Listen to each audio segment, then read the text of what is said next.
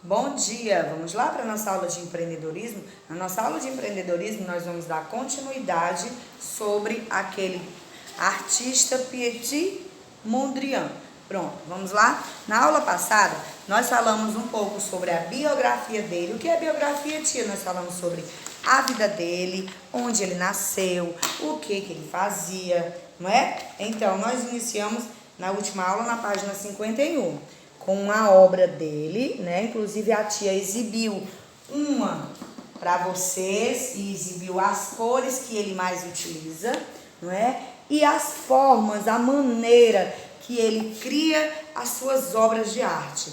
Quando nós observamos essa obra de arte aqui, o que é que a gente pode perceber? O que é que nós podemos perceber? Que existe algumas formas. Que formas são essas? Quais são as formas que eu posso observar nesse quadro, nessa obra dele, hein?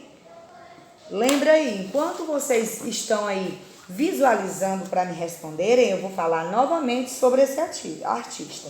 Ele nasceu em 7 de março de 1872 na cidade de Amersfoort, na Holanda, né? Seu pai esperava que ele seguisse a carreira de educador, pois ele era diretor de uma escola, não é? Seus primeiros trabalhos eram figurativos, os quais retratavam paisagem. Então, as primeiras obras de Mondrian não era em formas, era como? Era paisagens como os moinhos, fazendas e árvores.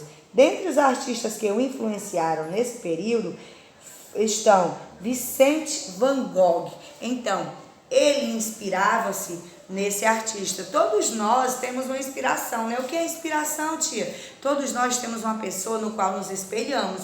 Vocês, por exemplo, espelham-se em quem? No papai, na mamãe. Claro, né? Quando eu era criança, eu queria ser, sabe o quê? Eu queria ser professora. Então, me espelhava na minha mãe, que era uma grande pessoa, que foi uma grande mulher, trabalhadora, guerreira, e também me inspirava na minha professora, porque eu queria ser professora igual a ela, né? Então, ele tinha esses artistas no qual ele se inspirava, que um deles foi Vicente Van Gogh.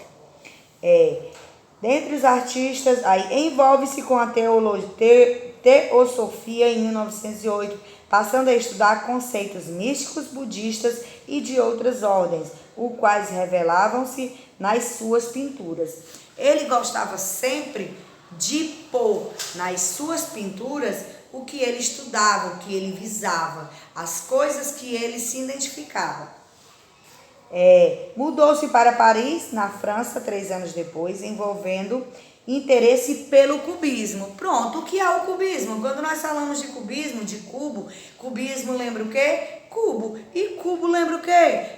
Formas, lembra sólidos geométricos. Então, a partir disso, ele foi sendo influenciado, se influenciando, não é? Com esse interesse pelo cubismo. Então, quem foi um dos grandes era Pablo Picasso e Georges Braque. Assim, sua obra passa a demonstrar elementos geométricos. Pronto.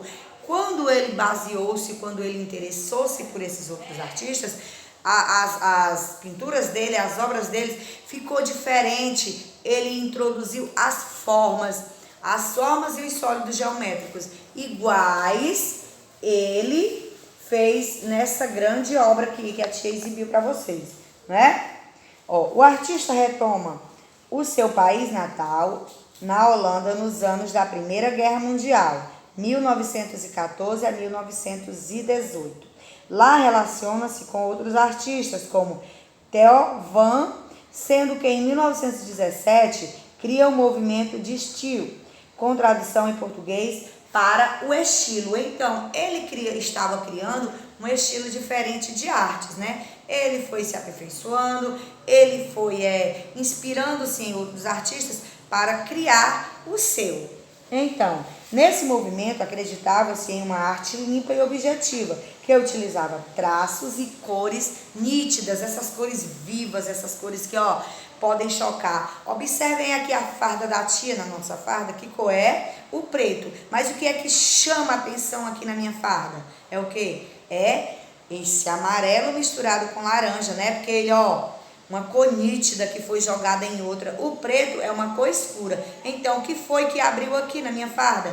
Esse laranja com amarelo. Então, é uma cor nítida, é uma cor que vai chamar atenção. Então, essa era uma das cores que ele utilizava. Então, a tia vai já mostrar para vocês novamente as cores que ele mais utilizava em suas obras, né? Depois da acabada a guerra, retornando a Paris e exibiu uma produção bastante equilibrada, começa a ter estabilidade financeira e reconhecimento por volta de 1925, quando passa a exibir obras em museus e galerias. Pronto, quando ele, após a guerra, ele começou a ser reconhecido. O que é ser reconhecido, tia? Ele começou a ser famoso, as pessoas começaram a notar e a gostar de suas obras. Por quê? Eram obras diferentes, com cores marcantes, com cores que chamavam bastante atenção, né? Que nem a tia deu o exemplo aqui da farda. O preto, que é uma tonalidade escura, com uma tonalidade mais clara, que vai chocar, que vai abrir aquela cor. Nos últimos anos de vida, ele morreu nos Estados Unidos, em Nova York.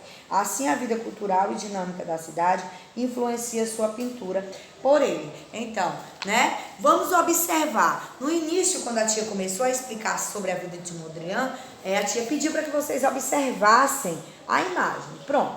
Fala de cubismo. Cubismo lembra o quê? Lembra formas, lembra sólidos geométricos, lembra lá a matemática quando nós estudamos as formas e os sólidos. Então, o que nós podemos observar aqui, hein?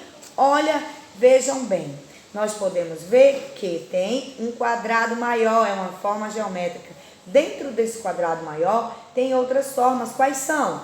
Temos mais quadrados e temos o quê? Retângulos. Então, essa é uma das obras bem famosas desse grande artista. Então, vamos lá. Nessa obra, como eu falei, das cores nítidas que ele usava muito quem, ó? Predominava quais as cores? O vermelho, o preto, o azul marinho, o laranja e o cinza, né? A tia não tem o cinza, mas o grafite do lápis de escrever, ele tem essa tonalidade de cinza, ó. Então, vamos lá.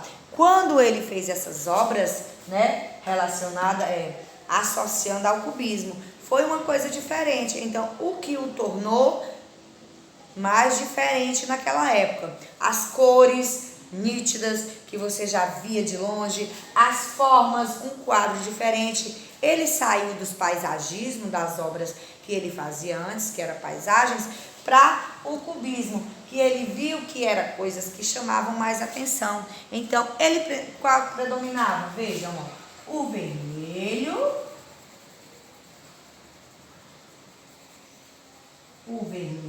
ó, né? O vermelho, dá para visualizar? Tá clarinho porque é cera, mas a tia está exibindo aqui para vocês. O vermelho. Qual era o outro? O laranja, olha aqui o laranja. O laranja. Essa obra aqui, esse quadro que a tia está pintando, tá explicando para vocês, é esse que tem aí no livro de vocês, tá? Ó, o laranja, né? O laranja. Qual era o outro, hein, tia? O azul marinho, olha aqui. O azul marinho, ó.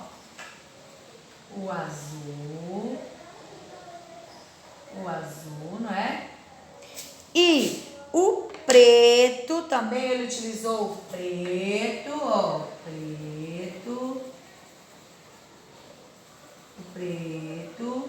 Dá para vocês visualizarem? Se não... É porque a cera, ele não é tão forte, né? Ele tá longe, mas a tia tá exibindo. O preto, mas dá, né? Pra vocês verem, ó. Preto.